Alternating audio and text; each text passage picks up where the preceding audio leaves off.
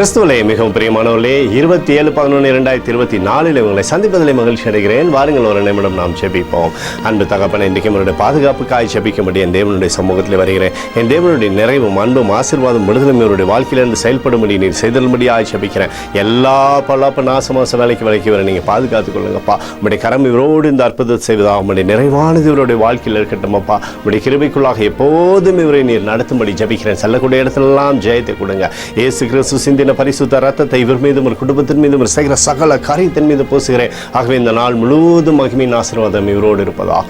என் தேவனுடைய கிருபை இவரோடு இந்த அற்புதத்தை செய்யட்டும். யாத்திராகமம் 14:14 கர்த்தர் உங்களுக்காக யுத்தம் பண்ணுவார், நீங்கள் சும்மா இருப்பீர்கள் என்று சொல்லி எழுதப்பட்டிருக்கூடிய வார்த்தையின்படி ஆண்டவரே, இவருக்காக நீர் சகலத்தையுமே ஜெயமாய் மாற்றி இவருடைய வாழ்க்கையை நீர் நிறைவாய் தரப்போவதற்காக நன்றி. நேற்றும் இன்றும் என்று மாறாதவராகி இயேசுவின் நாமத்திலே ஒப்புக்கொண்டு ஜெபிக்கிறேன் நல்ல பிதாவே, ஆமேன்.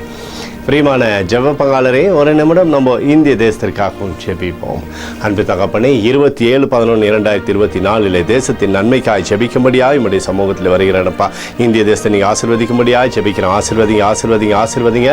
தேசமானது நன்மை பார்க்கும்படி நீர் செய்தருளும்படி ஜெபிக்கிறபடி, கோலும் கைத்தறியும் தேசத்தை தேற்றுவதாக, வியாதிகளோ துன்பங்களோ துயரங்களோ தேசத்தில் வராதபடி நீர் வேலையடித்துக் கொள்ளும்படியாய் ஜெபிக்கிறேன். எங்களுக்காக அடித்து நொறுக்கப்பட்டு கூடிய இயேசு கிறிஸ்துவும் அவர் சிந்தனை வெளியேறப்பட்ட ரத்தத்தை வைத்து ஒப்புக் கொடுக்கிறோம். அத்தோடு இந்திய தேசத்தில் எழுப்புதலை தரும்படியாய் ஜெபிக்கிறேன். எழுப்புதலை தருவீராக. எழுப்புதலை எங்கள் கண்கள் பார்க்கும்படி நீர் ஆசீர்வதிக்கும்படி ஜெபிக்கிறேன். நேற்றும் இன்றும் என்று மாறாதவராகிய இயேசுவின் நாமத்திலே ஒப்புக்கொண்டு ஜெபிக்கிறேன் நல்ல பிதாவே, ஆமேன்.